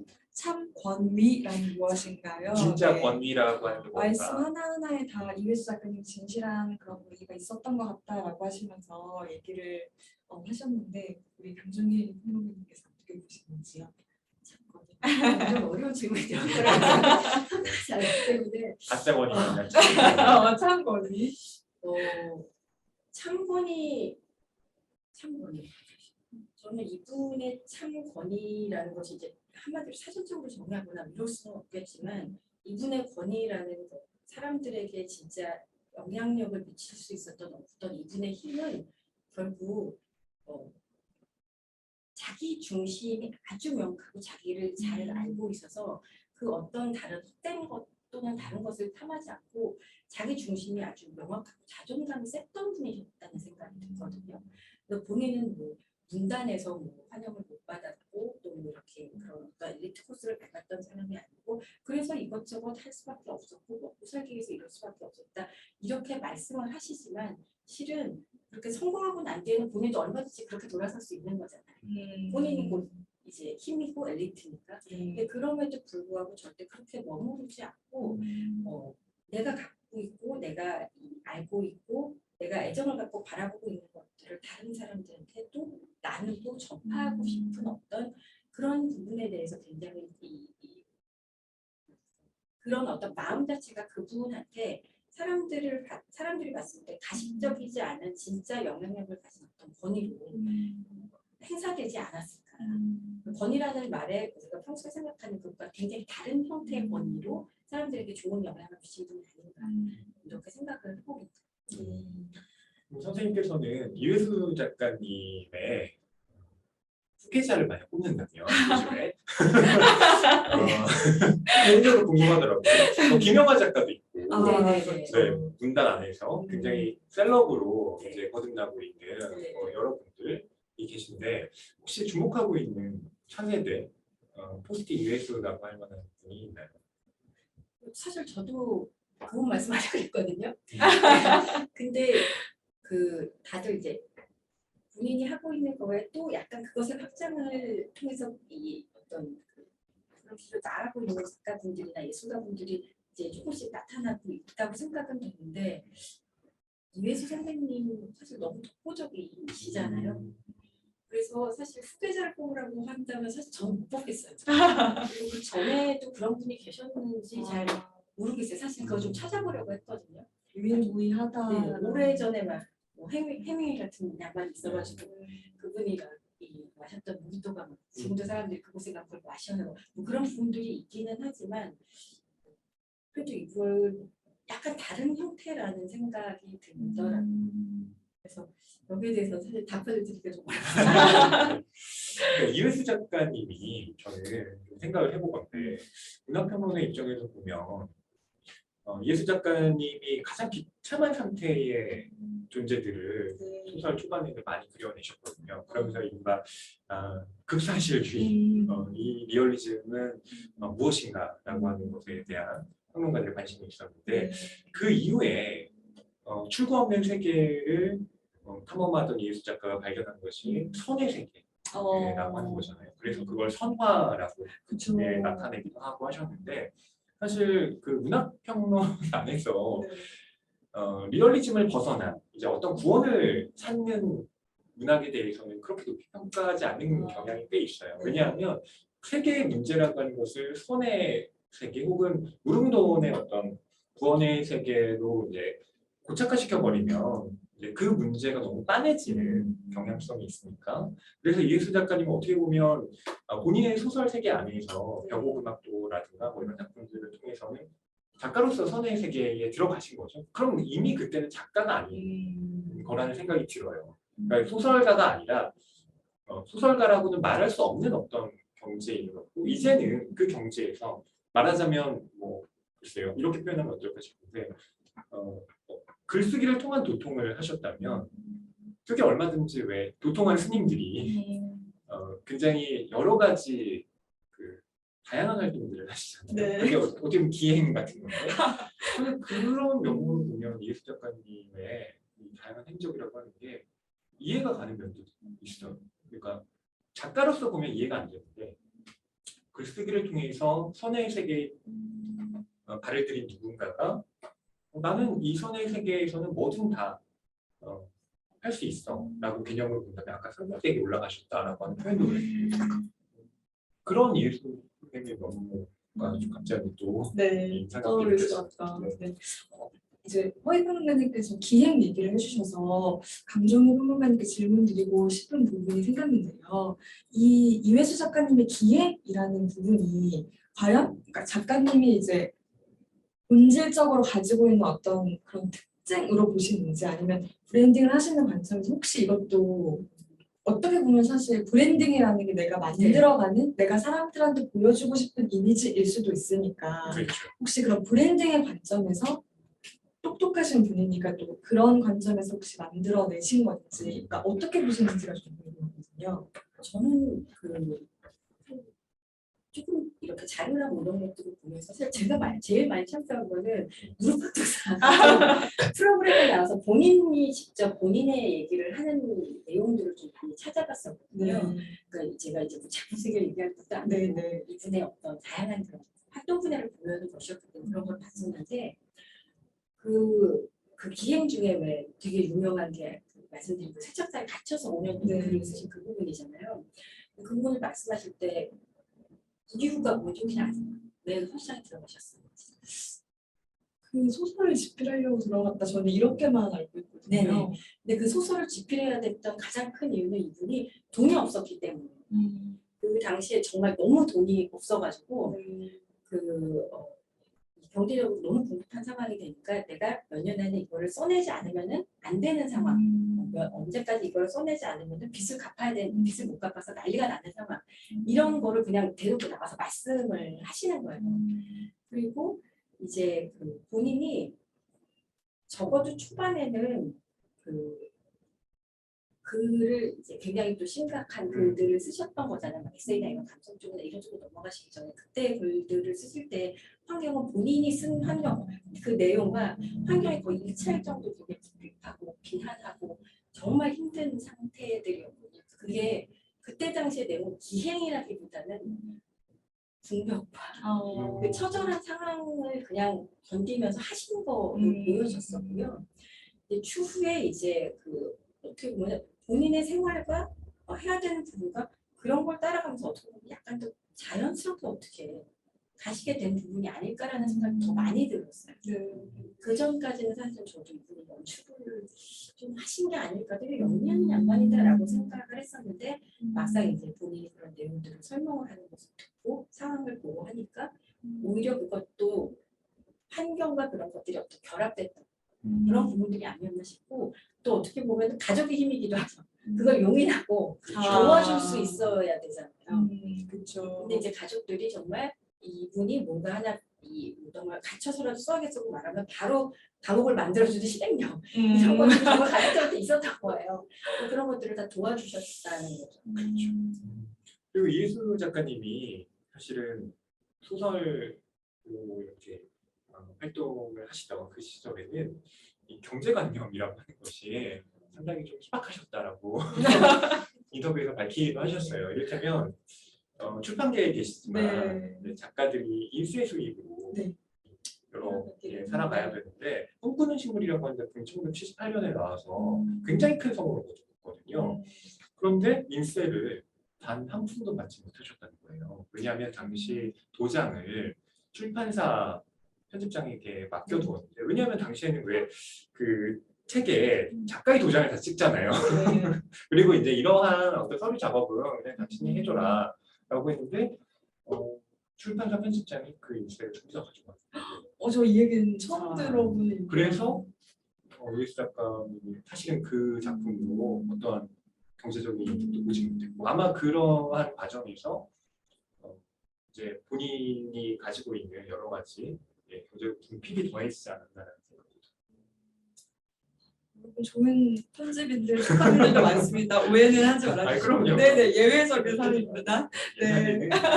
과거에 그럼 또 저는 이제 오늘 이제 이 대담을 준비를 하면서 저도 이제 관련 논문들을 좀 있나 하고 찾아봤더니 정말 그 허위평론가님 말씀대로 이회수라는 작가에 대해 조망한 논문은 거의 없었고요. 정말 몇 안 되는 논문 중에 트위터리안으로서 이회수를 조망하는 그런 논문들이 많더라고요. 그래서 저는 이제 아까 그 맥락과 또 비슷하게 이제 정말로 그 이회수 작가님이 소통의 본질을 알고 있다라는 생각이 들었어요. 왜냐하면 작가들 중에도 그런 작가님도 일부 계시잖아요. 나만의 세계를 위해서 글을 쓰고 이 책을 읽는 사람들이 있는데 그 독자는 생각하지 않는. 근데 이회수 작가님은 정말 독자를 향해서 말을 걸고 있다라는 느낌을 많이 받았거든요. 트위터를 통해서. 근데 또 어떻게 보면은 이회수 작가님이 말년에는 거의 소설을 쓰시지 않으시고 물론 쓴다 준비한다라는 말씀을 계속 하셨지만 에세이가 굉장히 많이 나왔어요. 또 감성 에세이였고 글도 많지가 않았고 근데 그런 거에 대해서 작가님이 인터뷰에서 말씀하신 걸 찾아보니까 요즘 젊은 사람들은 긴 글을 읽지 않는다. 그러면 작가가 짧은 글을 써줘야 되고 그런 읽을거리를 만들어줘야 된다라고 하셨더라고요. 그래서 이 부분도 저는 이제 감정희 평론가님께 여쭙고 싶은 게 이 역시 브랜딩의 관점이었을까 아니면 자연스럽게 이렇게 된 것이었을까. 처음에는 물론 이제 엎드려서 글을 쓰는 게 너무 힘들어서 트위터로 이렇게 시작을 했다가 결국엔 200만 팔로워가 됐고 나중에는 이런 말씀까지 하셨거든요. 그 타진요라고 타블로에게 진실을 요구하는 그 타진요와 싸우시면서 이렇게 타블로 편이셨던 거죠.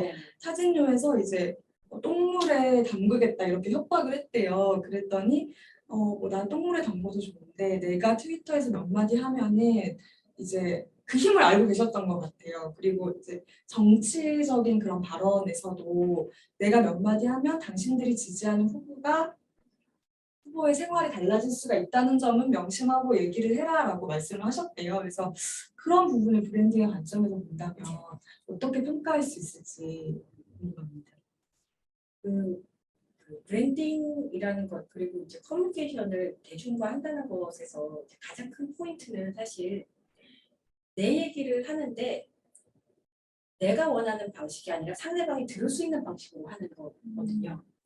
그래서 그 이회수 선생님 같은 경우는 정말 본인의 독자적인 그 세계를 갖고 있는 소설가라는 분들에 대한 그 환상이라든지 이런 게 있잖아요. 단단한 요소를 구축하셔가지고 그 안에서 정말 소수의 독자들에게 본인의 어떤 그 높은 그런 사랑과 이런 것들을 전파하는 그리고 그 외의 세계에 대해서는 굉장히 이제 초연하다 약간 그런 식의 어떤 이미지나 화장 같은 것이 있는데 이회수 선생님께서는 이제 사실 앞부분에서도 그렇던 것 같은데 말년에 가면 갈수록 본인의 그런 세계를 지키는 거 그런 것에 대해서는 정말 전혀 연연하지 않으셨던 것 같고 그런 말씀을 할 때마다 사실은 비난을 받을 수 있고 본인이 그럴 여지가 많아진다는 걸 본인이 몰랐을 것 같지는 않거든요. 실제로 정말 대통령이라는 그 명칭을 들으시면서 정말 싸움도 하시고 전투도 막 하셨는데 브랜딩이 제품을 팔고 뭐 많은 사람들한테 소비하게 하고 이런 관점도 있지만 그거를 그냥 사람이라는 관점에서 볼 때는 나를 내가 원하는 방식, 내가 원하는 모습이지만 다른 사람들에게도 어필할 수 있고 도움이 될 수 있게 영향력을 할 수 있게 확장해 나가는 과정이기도 하거든요. 그런 면에서 봤을 때 이회수 선생님은 어떻게 보면은 브랜딩이라는 것에서도 철학을 가져갈 수 있다면 그걸 가장 현실적으로 보여주시는 분이 아닐까. 그래서 자기 몸에 오물이 묻는 걸 상관하지 않고 나는 내가 영향력을 조금이라도 좋은 사회에 좋은 영향을 미칠 수 있다면 나를 믿고 알려주는 사람들에게 조금이라도 위안을 줄 수 있다면 나는 하겠다. 이런 부분에 있어서 몸을 사리지 않는 분이셨다는 부분에서 저는 또 좀 뭐랄까요? 약간 애틋한 마음으로 이분이 하셨던 활동을 바라보게 되더라고요. 예. 지금 저희가 또 길게 이야기를 나누는데 혹시 여러분 궁금하신 내용, 질문하실 내용이 있으면 채팅창으로 올려주시거나 아니면 직접 마이크를 켜시고 네. 말씀해 주셔도 좋을 것 같습니다. 네. 예. 지금 김병진님께서 이런 질문을 하셨어요. 왜 이렇게 이제 이회수 작가님이 예술가들 사이에서 외면 받으신 건지 모르겠습니다라고 하시거든요. 사실 브랜딩의 관점에서 보면 이제 예술 외적인 그런 부분에서 브랜딩을 정말 잘 하신 건데 또 이제 아까 이제 미술계에서도 그렇고 또 문단에서도 또 그렇고 그러니까 대중성은 획득하셨지만 또 예술계에서 너무 예술가들 사이에서 외면받았다는 이 포인트에 대해서 어떻게 보시는지요? 너무 단순하게 말씀드리면 안 될 것 같아요. 질투가 가장 질투가 질투가 가장 크지 않을까 그냥 평범한 너무 유명한 사람에게 따르는 그런 걸까요? 우선은 사실 아까 선생님께서도 말씀을 다 해주셨던 부분인 것 같은데 이것과 이거를 다 넘나들면서 잘하는 사람을 바라보는 그 분야에 몸을 담근 다른 한 사람의 입장은 어떨까라고 저희가 그냥 한번 생각을 해보면 그게 되게 쉽지 않을까라는 그냥 그런 당연한 그런 생각이 하나 있고요.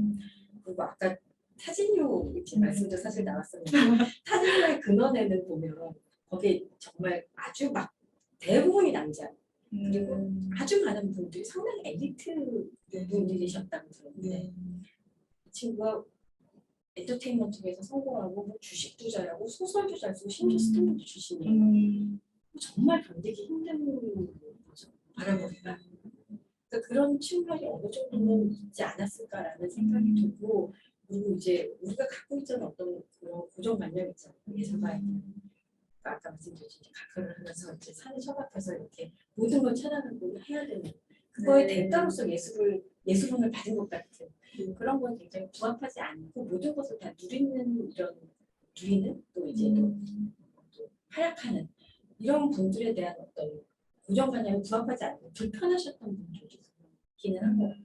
심지어 같은 업계에 계신 분들이 아니더라도 독자들조차도 이제 TV의 대담이나 이런 데 저 아서 정확하게 그 부분을 물어보는 부분이 있었는데 이혜서 선생님 또 답변을 어떻게 하셨냐면은 제가 이렇게 글만 쓰지 않고 TV에 나오는 게 이렇게 불편하신 분들이라면 사실 그냥 제가 뭘 해도 불편하실 것 같아요.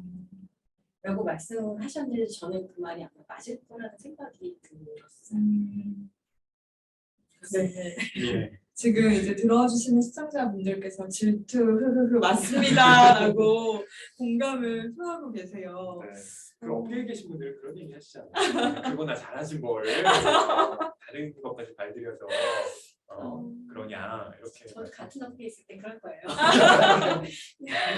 그러면 허위평론가님 보시기에 이회수 작가님은 스스로 문단 안으로 들어가지 않으신 걸까요? 아니면 문단에서 이회수 작가님은 너무 첨예한 문제인가요?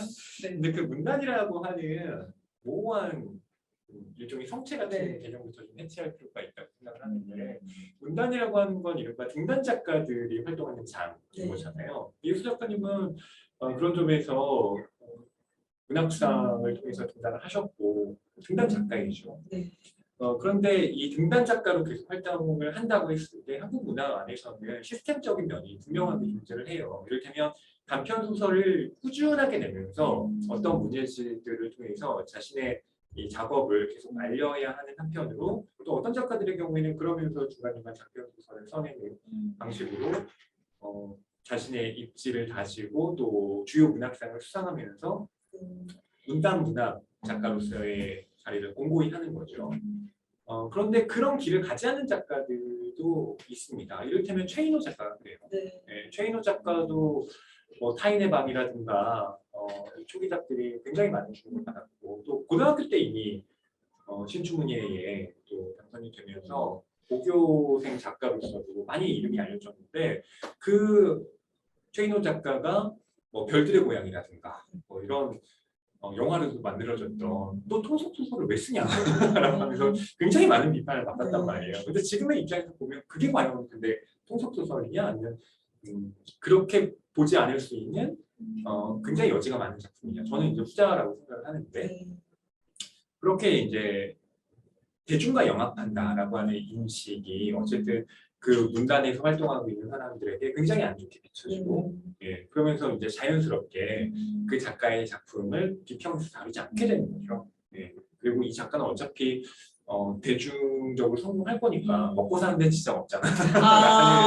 라는 생각을 나름대로 또 하고 계시는 거고 네. 그게 아무래도 자연스럽게 문단 문학에서 좀 거리를 두게 되는 요인이 아닌가 싶어요. 그래서 저는 이른바 순수문학이라고 하는 것과 대중문학이라고 하는 것의 그 경계가 그렇게 뚜렷하게 잘 그어지지 않는다라는 입장이 서 있는데 여전히 어떤 분들은 그 입장을 고고하게 고수하는 분들도 계신 것 같습니다. 다시 또 강종희 평론가님께 질문을 드리고 싶은데요. 아까 자기 PR 얘기를 해주셨어요. 그런 자기 PR 그 랭크도 있다고 얘기하셔서 저는 그게 흥미로웠는데 그런 것들을 이제 물론 이회수 작가님 그 중에 상위에 랭크돼 있다고 말씀을 해주셨습니다. 그렇다면 그런 것을 좀 구분하는 기준? 그런 거를 기준이 있으시니까 그렇게 랭크가 돌고 있는 것 같거든요. 그래서 어떻게 생각하시는지 궁금해요. 무엇이 많다. 제가 그 딱 랭킹만 보고 그때 선정 평가 기준이나 이런 것들을 보지는 않았었어요. 그랬는데 근데 이제 PR 잘한다, PR이 잘 되었다라고 말할 때 여러 가지가 있겠죠. 여러 가지가 있겠지만 일단 이분이 그때 같이 랭킹됐던 분들이 여러 분이 계셨는데 이거 좀 옛날 거여가지고 아마 이지영 부장님 이런 분들도 다 거기 안에 있으셨던 것 같아요. 그래서 그 당시에 그 사람들한테 많이 어필할 수 있는 매체를 통해서 사람들한테 많이 소구하는 메시지를 내보내고 그게 잘 받아들여지면 그게 당연히 가장 먼저 기준이 되지 않았었을까라고 생각을 하고 그리고 그게 이제 늘 호감만 낳는 것은 아니잖아요. 비호감을 낳아서 이게 백만한테가 생길 수도 있는 문제인데 이회수 선생님이 물론 정치적 메시지를 하셨을 때 조금 달랐습니다. 그거는 당연히 그게 있는 편과 내과가 편이 있는 거니까요. 하지만 그렇지 않은 경우에 대부분의 본인의 그런 활동들이나 그런 것들이 비교적 그 아까 말씀하신 그 업계 다른 그 같은 업계 이제 그걸 제외한다면 상당히 꽝과 긍정적인 것들로 받아들여졌었거든요.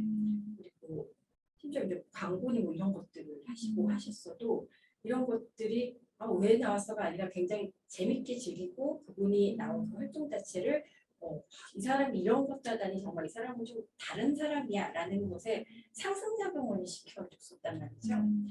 그래서 이제 이분의 했던 활동들이 그렇게 적절하게 이제 그 대중시를 잘 활용하면서 원하는 어떤 반응도 유도해내면서 어떻게 보면 본인이 원하는 어떤 메시지나 그런 것들도 왜곡 없이 잘 전달하면서 이런 것들이 다 잘 돼서 본인에게 긍정적인 효과와 영향력으로 돌아왔을 때 자기 PR이 아니라 모든 PR에 있어서 PR이 잘 되었다, 브랜딩이 잘 되었다라고 말씀할 수 있는 거예요.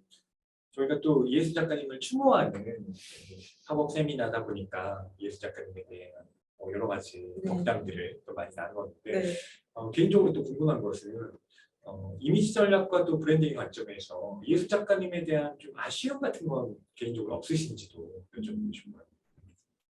사실 있죠. 어떤 점이? 사실은 이분이 졸혼을 유행시킨 셀럽이시잖아요. 그렇죠. 네. 그 전까지 그런 개념이 있다는 거를 사람들이 아무도 모르셨지 않을까 싶을 정도로. 네. 근데 이제 이분이 워낙이 그 부인과의 그 로맨스도 유명하고 평생을 통한 그런 내조도 너무나 유명하고 그런데 이제 마지막에 가서는 그 조론이라는 굉장히 특이한 형태의 분리 별거를 하시게 됐었는데 이제 그때 저는 이회수 선생님이라면 이 조론의 과정조차도 어떻게 보면 사람들에게 좀 더 다른 의미로 전달하실 수 있는 그런 계기를 만드셨을 수도 있겠다라는 생각을 했는데 근데 어쨌든 결국에는 이게 그 어쩌면 이혼은 아니나 나만의 독립적인 생활을 보고는 굉장히 많은 여성들에게 희망을 줬을 수도 있는 그런 부분도 분명히 있었던 것 같아요. 근데 이제 마지막에 이제 거의 마지막에 김어준 씨의 그 프로그램에 나와서 이제 조언을 가지고 이제 농담과 이런 거 섞어가면서 소외나 막 이런 것들을 말씀하시는 거를 보면서 그 말년에는 또 그거 외에도 약간 이제 그 가정이 충실해지지 못하지 않았나 싶었던 부분이 좀 발견이 됐죠. 그런 소문들이 많기도 하고 했었잖아요. 물론 그런 부분들이 그분이 이런 모든 성취와 그런 영향에 비해서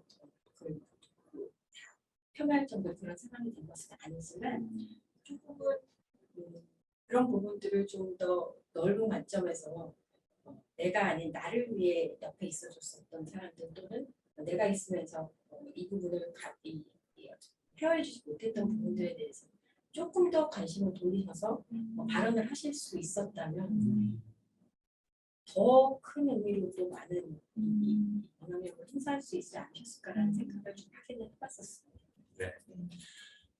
저희가 3시부터 이렇게 땡큐 이해수 주제, 파가로스의 이해수, 또 기행의 작가 이해수 다뤄봤는데 저희는 개인적으로 굉장히 알찬 시간이었다는 생각이 듭니다. 김미영 선생님 어떠세요? 정말 우리가 이제 색다르게 이회수 작가님을 추모해보자, 좀 식별법적하게 해보자라고 이 행사를 준비를 했는데요. 정말 입체적으로 우리가 이회수 작가님의 화가로서의 면모와 또 퍼스널 브랜딩적인 관점에서 바라본 게 아마 시청자분들도 어디에서도 볼 수 없었던 그런 관점을 좀 제공받지 않았을까, 인사이트를 좀 가지시지 않았을까 싶고 너무 연구가 많이 없다 보니까 지금 이 방송을 들으시는 분들도 우리 콤피어 회원분들께서 좀 이회수 작가님에 대해서 다각도로 연구를 해보셔도 좋겠다라는 생각이 좀 들었습니다. 네.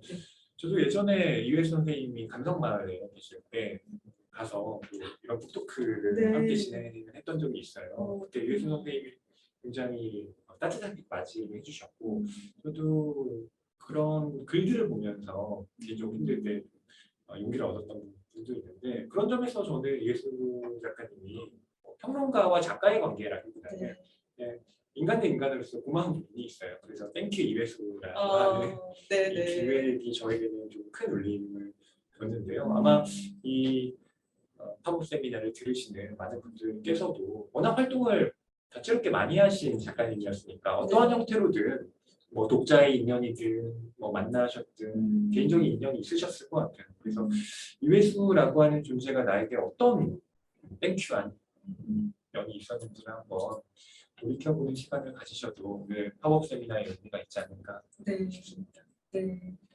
혹시 강정희 선생님 마지막으로 하실 말씀 있으신가요? 아니, 지금 말씀해주신 분이 좀 모든 걸 다 설명해 주시고 네 정말 땡큐 이회수였습니다. 네. 네. 저희도 또 이 행사를 들으시는 분들도 이회수 작가님을 다시 한번 추모하면서 해시태그 땡큐 이회수를 달아서 우리 함께 추모하는 그런 자리를 만들어도 좋겠다라는 생각이 들어요. 그래서 이 행사를 들으신 분은 행사에 대한 소감이나 또 본인이 이회수 작가님과의 뭐 인연이 있다거나 또는 전하고 싶은 말씀이 있으시다면 다양하게 해시태그를 달아서 보내주신다면 지금 이 순간으로 끝나는 게 아니라 쭉 이어져서 우리가 이회수 작가님을 추모할 수 있는 거니까요. 그런 시간도 한번 가져보면 좋겠다라는 생각이 듭니다. 네, 이 5월 팝업 세미나는 한국문화콘텐츠 비평협회 그리고 파주중앙도서관이 함께 협업을 해서 꾸려졌습니다. 회원님들과 또 파주중앙도서관 관계자분들께 감사하다는 말씀을 전하고요. 오늘 긴 시간 또 방송 들어주신 분들께도 고맙다는 인사를 전합니다. 저희는 또 다른 주제로 다른 네. 분야의 전문가들을 모시고 네. 해당 분야의 주제를 전망하는 팝업 세미나 마련을 해보도록 하겠습니다. 네. 오늘 감사합니다. 감사합니다.